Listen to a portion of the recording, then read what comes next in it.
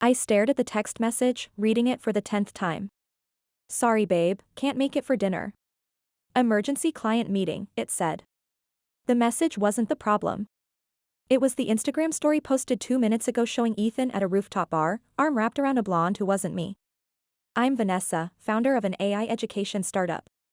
While building my company and planning my wedding, my fiancé couldn't even create a decent lie. The irony stung. I'd grown a 7-figure business while he grew his list of affairs. I drove to his downtown condo, hands shaking on the wheel. The doorman waved me through without announcing me. I used my key, the one Ethan gave me with a speech about our future, and entered.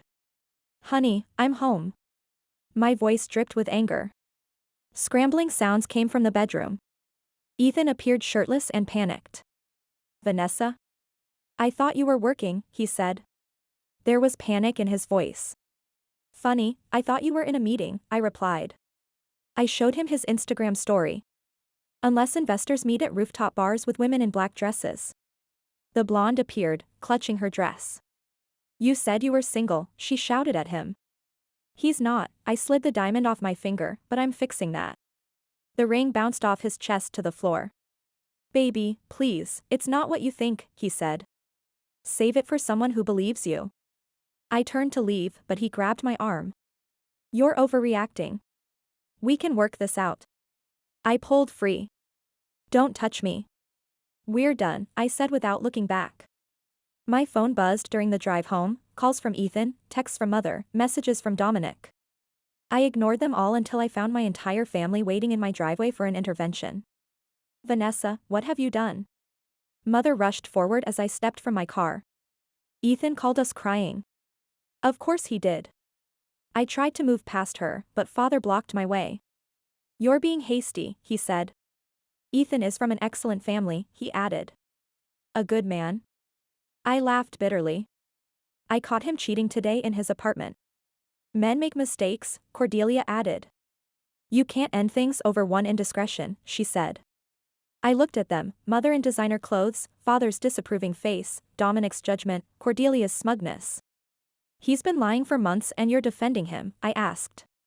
He's family, Dominic said. And he's brought investment opportunities to Dad's company. There it was. Not about my happiness, about money. My tech company had funded their lifestyle while Ethan embedded himself in Father's business. My own family cares more about bank accounts than my broken engagement. Now you're being childish, Mother snapped. This is why Ethan probably felt, she continued. Don't blame me for his choices, my voice turned icy. Just sleep on it, Father used his patronizing tone. I see exactly who you are and what I mean to you, I said. This is why you can't keep a man, Cordelia called as I walked inside. Too focused on your little tech venture, she added. I slammed the door. Through the window, they huddled together, plotting their next move. Something shifted inside me. The hurt hardened into resolve. My little tech venture? They thought I needed Ethan and their approval? Fine. I walked to my office and opened my laptop. Time to call my business broker. They wanted Ethan? They could have him. But they'd soon learn exactly what they were losing. You're selling? My business broker, Morgan, nearly choked on her coffee across the Zoom call. Vanessa, your AI education platform is projected to double its revenue next year. Why would you? I need a fresh start, I said, watching the financial projections scroll across my screen. And I need it to happen quietly and quickly. How fast can you make this work? With these financials? A week, maybe 2. But are you absolutely certain about this? She asked. A text from Ethan lit up my phone. Your mother's worried sick. Stop being stubborn and come home. Completely sure, I replied, dismissing the message with a flick of my finger. And Morgan, I want you to prioritize female buyers who will maintain the company's mission. The next 2 weeks passed in a whirlwind of negotiations, legal paperwork, and ignored calls. I methodically packed my life into boxes while fielding increasingly aggressive attempts from my family to fix things. They had no idea I'd already signed the sale documents for $38 million or leased a modern apartment in Boston. You can't avoid us forever, Dominic cornered me outside my house one morning. Mom's barely sleeping. Dad's blood pressure is through the roof. Funny how nobody seemed concerned about my well-being when Ethan was cheating on me. He just made a mistake. And what about Dad's business? He was counting on your engagement to secure that financing deal with Ethan's banking connections, he said. I laughed with a bitter taste in my mouth. So that's what my relationship was worth to you all? A business transaction? Don't be naive. Everything's connected. Your little tech startup, he replied. My little startup that paid for your wife's luxury SUV? That funded Mom's home renovations? That kept Dad's company afloat during the recession? I shook my head, feeling disgust rise in my throat. You know what? You're right. Everything is connected. And it's time to disconnect. The moving company arrived the next day. I timed it perfectly, everyone would be at work or running their social errands. As the last box was loaded, Cordelia's Mercedes screeched into my driveway. What are you doing? She jumped out, iPhone already recording. Vanessa, stop this nonsense right now. Or what? You'll post it on your Instagram? Show everyone how unstable I am? I signed the final paperwork with the movers. Go ahead. I'm sure it'll boost your follower count. Your mother will be devastated. Is that what you want? She asked. What I wanted was support when my fiancé betrayed me. What I wanted was a family who valued me more than their country club memberships. I handed her a sealed envelope. Give this to them when they get home. What is it? She asked as she received it from me. A letter. And don't bother trying to trace where I'm going. By the time you read it, I'll be gone. The drive to Boston was 8 hours of pure freedom. With each mile, the burden on my shoulders lightened. My phone buzzed until I finally stopped to read messages. Mom, how could you sell your company without telling us? What about our monthly arrangements? Dad, this is irresponsible. Call immediately. Dominic, you're destroying this family. Ethan, you're making a mistake. We need to talk. I turned off my phone and walked for coffee. The barista smiled with my drink. Rough day? Actually, I smiled back, it's the best day I've had in years. My new apartment was smaller, but the Boston skyline view made it perfect. I unpacked only essentials and left the rest boxed. The millions from my company sale gave me freedom to start fresh, to invest in women with visions too big for others' comfort. That evening, I sat on my balcony with wine and checked my phone. Hundreds of messages. Dozens of missed calls. Cordelia's caught my eye. Think you're clever running away? Your family needs you, and you abandoned us. Ethan is helping Dad's business, something you couldn't bother doing. You'll regret this when you're alone with nothing but pride. I sent my bank balance screenshot as reply, then blocked her number and everyone else's. One by one, I cut ties to a life never truly mine. Tomorrow, I'd meet 3 female founders seeking investment. They had determination in their eyes and innovation in their minds, just as I once did. Let Cordelia worry about maintaining my family's lifestyle. I had other visionaries to empower. You sold a 7-figure business and moved cities over family drama? Zara studied me across her desk, Boston Harbor gleaming behind her. Not spite, I corrected. Freedom. There's a difference. And now you want to invest in women-led startups with zero experience? I built my company from nothing. I know what it takes. Building and investing are different worlds, Zara walked to her whiteboard. But I like your fire. Let me show you something. She outlined investment strategies while I took frantic notes. Why help me?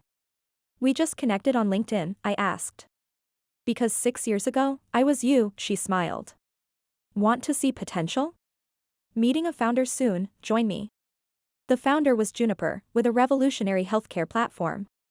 Her presentation was impressive, but her determination captivated me. Major investors don't understand, Juniper explained. They want me to water it down for marketability. Show me your numbers, I said, recognizing her frustration. My phone buzzed, a blocked number with voicemail. Vanessa, it's Dad. Things aren't good. Please call. I deleted it.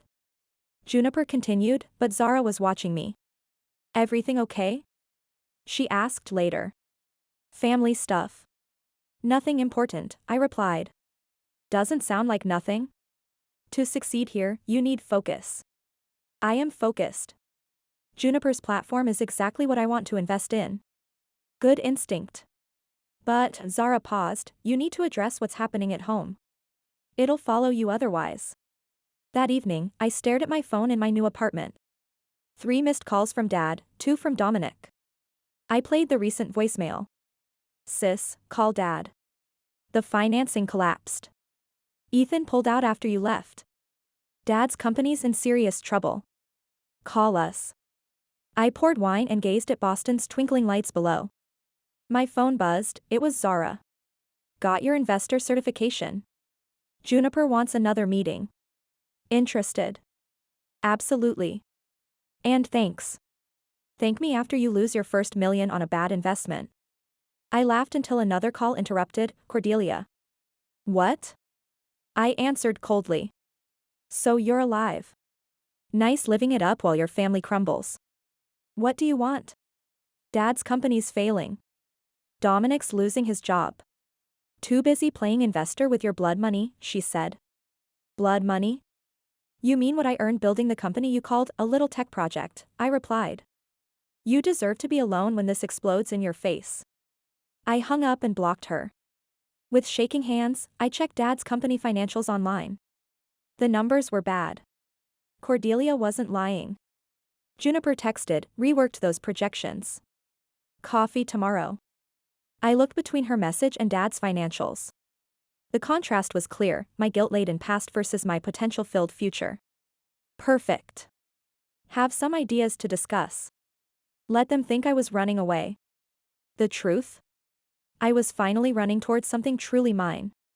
I'm investing $1 million in your medical platform, I told Juniper across the cafe table. Her eyes widened, coffee cup frozen midway to her mouth. Serious? Yesterday you said you needed more data. I've seen enough. Your prototype works, your research is solid, and I'm tired of seeing brilliant women overlooked. As we discussed terms, my phone lit up, Dominic calling. I declined, but he called right back. Maybe answer it, Juniper suggested kindly. Family issues fester when ignored. I stepped outside. What, Dominic? Dad's in the hospital. Heart attack. Minor, but he's asking for you, he said. The ground seemed to shift. Is he stable? I asked. For now. But the company's failing. 30 layoffs next week, including Tommy, 20 years with us, 3 kids in college. His guilt trip landed hard. That's not my fault, I replied. Isn't it? Ethan pulled his investment after you left. Said he couldn't trust a family that raised someone so selfish. The bank's calling loans and... Stop. You can't blame me for Ethan's decisions, I said coldly. You knew what your disappearing act would cost us. I watched Juniper through the window, reviewing our agreement with such hope. I need to go, I said. Of course. Running away is your specialty, he replied. Inside, Juniper looked concerned.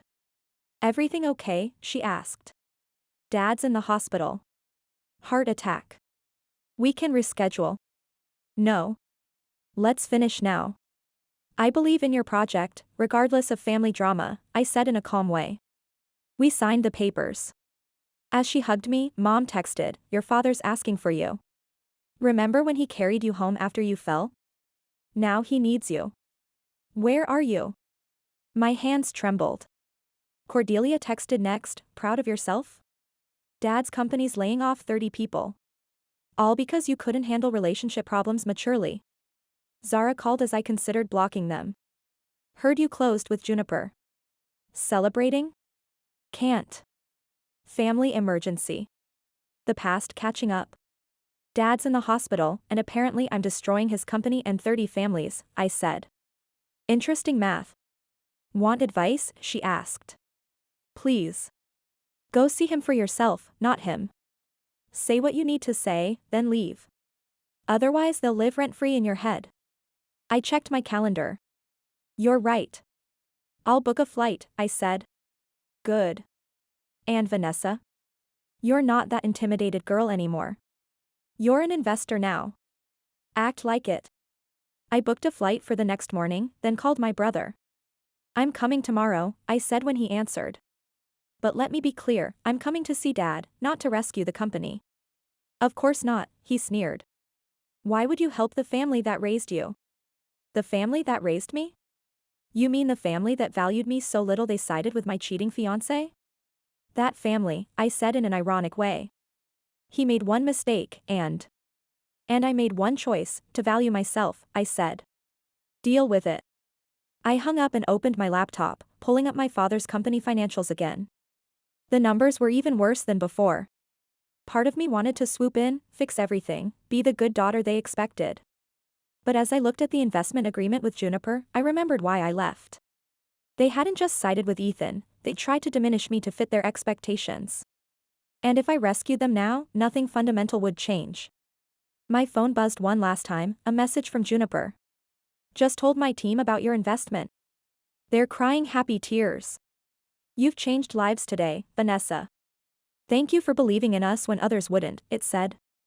I smiled, took a screenshot of the message, and booked my hotel. Tomorrow I'd face my past, but tonight I'd celebrate changing lives for the better, not from obligation, but from choice. 3 months after my brief, tense hospital visit with my father, I sat in Zara's office reviewing Juniper's latest progress report. The numbers were staggering. She's exceeded projections by 40%, Zara whistled. Your first investment's looking like a home run. The medical AI sector was ready for disruption, I said, scrolling through the data. And Juniper is brilliant. Yes, but let's talk about your other wins. Zara pulled up a spreadsheet. 3 more successful investments in women-led startups. You've got excellent instincts. My phone buzzed, another email from Dominic. I'd been getting them weekly since Dad's hospital stay, always the same guilt-laden message in different words. I deleted it without reading. Speaking of instincts, Zara leaned forward, there's an investor conference downtown tonight. Juniper's presenting. You should come. The conference hall was packed with Boston's tech elite. Juniper owned the stage, confidently presenting her company's remarkable growth. I stood at the back, pride filling my chest, when a familiar voice froze me in place. Vanessa. I turned slowly. Ethan stood there in an expensive suit, looking exactly as he had the day I caught him cheating. What are you doing in Boston? I kept my voice steady, though my heart raced. Consulting work. He stepped closer. I've been trying to reach you through your family. They're worried about you. Your father's company is barely hanging on. Dominic's looking for work. Even your mother had to cancel her country club membership. I almost laughed at the last part. And you could help. You have the resources now. I heard about your investments, he said. Stop. I held up my hand. Is that why you're here? To convince me to bail them out. I miss you, Vanessa. What you're doing, it's admirable, but… Vanessa. Juniper's voice cut through the tension. The Singapore investors want to meet. Oh, sorry, am I interrupting? Not at all. Juniper, this is my ex-fiancé. He was just leaving, I said. Actually, Ethan straightened his tie, I'd love to hear about your medical platform. Maybe there's potential for investment collaboration with my firm. Your firm? I laughed coldly. The same firm that withdrew all financing from my father's company the minute things got difficult? Juniper's eyes widened. Oh, you're that Ethan. Sorry, we're not interested in opportunistic investors. Vanessa, Singapore's waiting. As we walked away, Ethan called out, your family needs you. How long are you going to punish them? I turned back. I'm not punishing anyone. I'm investing in people who believe in themselves, something my family never did. Later that night, over drinks with Juniper's team, Cordelia texted, saw Ethan today. Must be nice playing investor while family struggles. Mom's selling jewelry now. They really know manipulation, Juniper commented when I showed her. They think money equals love, I sighed. That's why they can't understand why I won't help. But you are helping people, she gestured to her celebrating team. Just not those who took you for granted. When Zara texted to check if I was okay, after Ethan's appearance, I looked around at these brilliant women I'd invested in. Never better, I replied honestly. Good, because Juniper's company just got valued at triple our investment. You're thriving, she said. I raised my glass. To believing in ourselves. And to proving skeptics wrong, Juniper added with a smile. When another text arrived from my mother asking why I wouldn't help family, I blocked her number and raised my glass again. To choosing our own family. As they celebrated their success I'd helped make possible, I realized my blood family had always seen my independence as punishment. They'd never understand it was actually liberation, for me and every woman I could help elevate. "He's waiting in your office," my assistant warned as I stepped off the elevator. I told him you were in meetings all day, but he insisted on waiting. I didn't need to ask who. Through the glass walls, I could see Ethan sitting in my visitor chair, scrolling through his phone. "How long has he been here?" 3 hours. "Should I call security?" my assistant asked me. I straightened my jacket. "No. I'll handle this," I said. Ethan stood as I entered, his familiar cologne hitting me like unwanted memories. "Finally. Your assistant is quite protective. She's good at her job." I sat behind my desk, not offering him a seat. "Why are you here?" I asked. "You're all over the tech news." He held up his phone, showing an article about Juniper's medical platform. "Rising star investor, champion of women entrepreneurs. Quite the reputation." "Again, why are you here?" I asked. He sat uninvited. "Your father's company filed for bankruptcy yesterday." "I know. It was in the news," I said. "Dominic lost his house. Cordelia and he moved in with your parents. Your mother's devastated." He leaned forward. "One investment from you could save them," he said. "Like you saved them by pulling your backing?" I asked. "That was business," he replied. "This is family." "Funny how those lines blur when convenient for you," I said. I checked my calendar. "I have a meeting soon." "For God's sake, Vanessa." He slammed his hand on my desk. "Stop being cold. These are people who love you," he said. "Love me?" I laughed. "They loved what I could do for them. There's a difference. We all made mistakes, me especially." His voice softened. "I've changed," he continued. "Seeing you at the conference, hearing about your success, I realized what I lost." "Let me guess, your consulting business isn't thriving?" I asked. He flinched. "That's unfair." "Is it? You only appear when you want something." I stood up. "The answer is no. I won't rescue Dad's company. I won't bail out Dominic. And I definitely won't give you another chance," I said coldly. "Your mother was right," he spat, standing too. "You've turned cold," he added. "No, I've turned strong. There's a difference." My office door opened, and Juniper walked in, stopping at the scene. "Oh, sorry. I'm early for our meeting," Juniper said. "Perfect timing," I said. Ethan was just leaving. "This isn't over," he warned, moving toward the door. "Actually, it is," I said. I pressed the intercom. "Security, please escort Mr. Anderson out and update his status to restricted access." After he left, Juniper whistled. "Wow. You okay?" she asked. "Better than okay." I sat back down. "Show me the new prototype." My phone buzzed. It was from Dominic. "You happy now? Dad's company is officially dead. 30 years gone. Hope your revenge was worth it." Then Cordelia, "Mom can't stop crying. Congratulations, you've destroyed your family." Finally my father, "I never thought my daughter would watch her family suffer when she could help." "I don't recognize you." Juniper watched me read. "They really don't get it, do they?" "No, they don't." I put my phone away. "They think this is about revenge," I said. "Isn't it?" "A little?" I considered it. "Maybe at first," I said. "But now? Now it's about building something meaningful." "Speaking of which, show me those projections again." We dove into work, but later that night, alone in my apartment, I found an old photo, my family at Christmas, all smiles and designer clothes paid for by my little tech venture. Ethan center stage, his arm around me, probably texting his girlfriend under the table. My phone rang. It was from Zara. "Heard you had an interesting visitor," she said. "News travels fast. Lightning speed." "You okay?" she asked. I looked at the photo again, then deleted it. "You know what? I really am." "Good, because I just got information about a brilliant woman with a renewable energy startup. Interested, she asked. I opened my laptop. Tell me more. Dinner? That new place on Newberry, she asked. Perfect, I replied. I glanced at my phone, 3 more messages from my family, all unread. Then I turned it off. Let them think I was being cold. Let them blame me for their choices. I have meetings tomorrow with women building the future, not clinging to a past that never truly existed. Hey, Zara, I said before hanging up, thank you for everything. Don't go soft on me now, she laughed.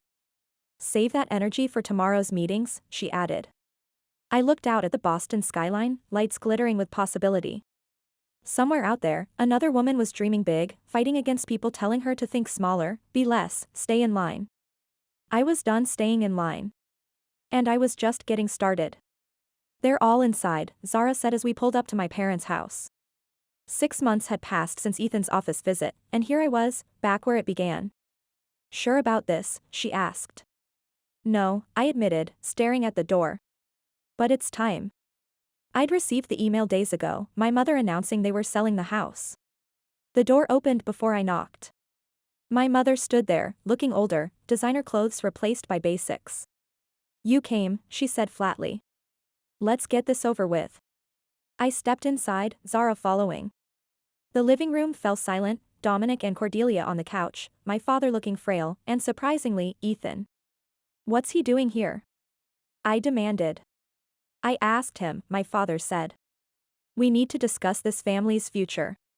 Nothing to discuss. I got the email, you're selling. I came for my things, I said. Your things? Cordelia scoffed. What about what you took from us? Our stability. Your free ride, Zara cut in. Several heads turned, noticing her. And who are you? My mother asked. Zara Brewer. Vanessa's mentor. The person who helped her build a multi-million-dollar portfolio, she said. $1 million? Ethan straightened. Stop. I held up my hand. I'm not discussing finances. Then why are you here? Dominic stood. To watch us pack up? I'm here because this was once my home, I said. Was it? My father's voice cracked. The daughter I raised wouldn't abandon family.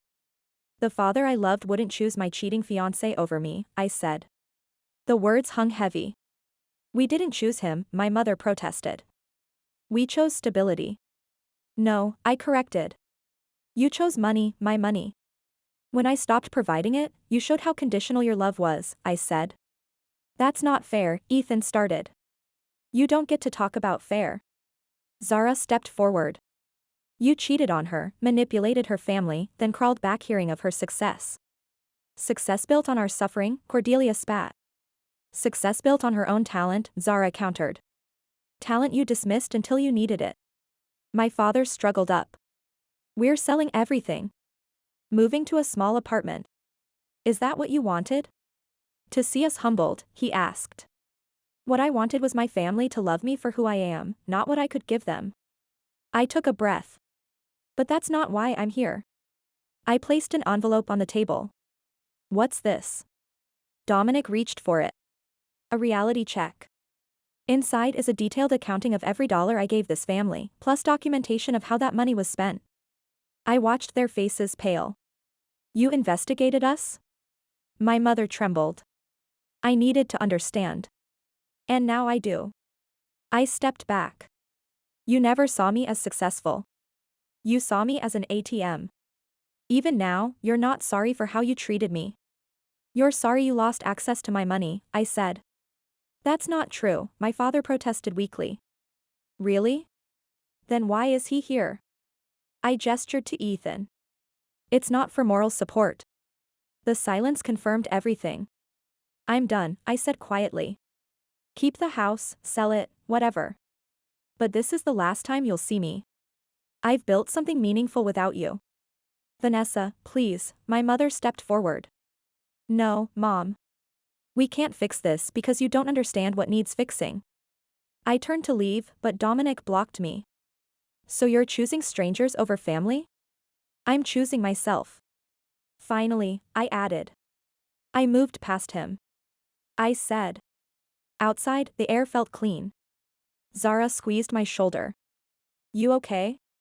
Actually, yes. I looked at the house once more. They needed to know the truth, not for them, for me. My phone buzzed. It was from Juniper, emergency meeting. Amazing news. Zara grinned. Life continues. And yours is thriving. We drove away, leaving the house, memories, and family that couldn't love unconditionally.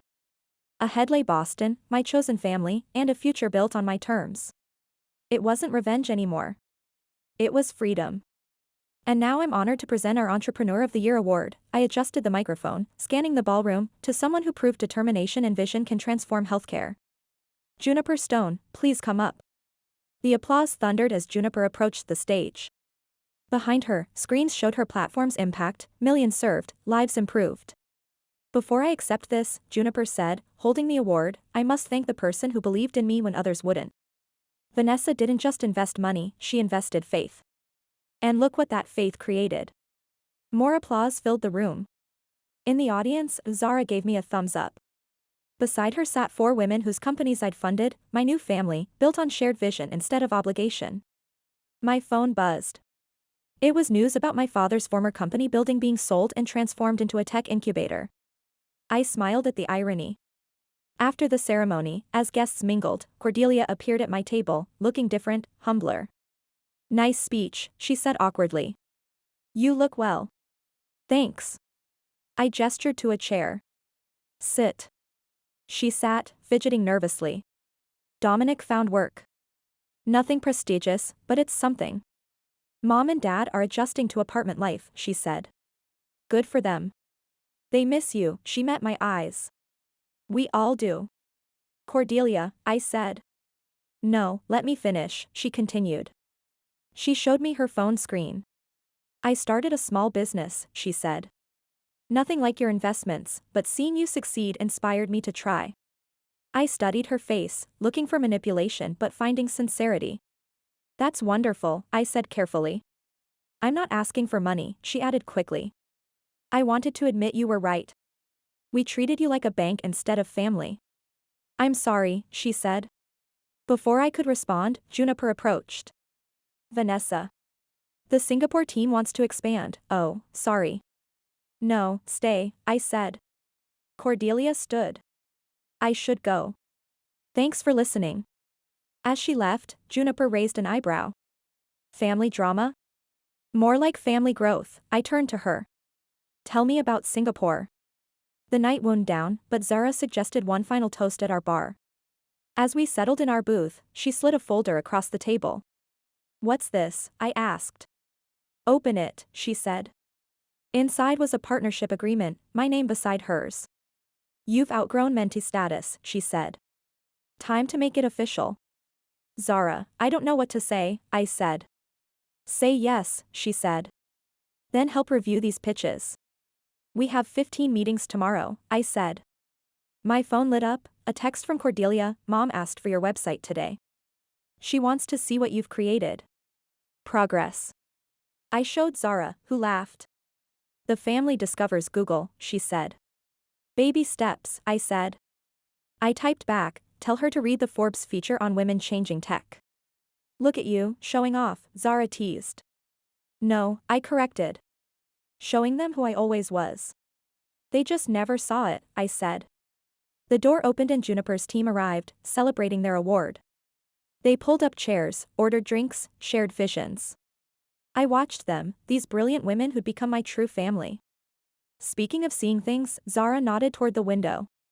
Outside, a young woman paced, clutching a laptop. Another entrepreneur? Looks familiar, doesn't she? Like someone gathering courage to change her life, she said. I stood up. I'll be right back.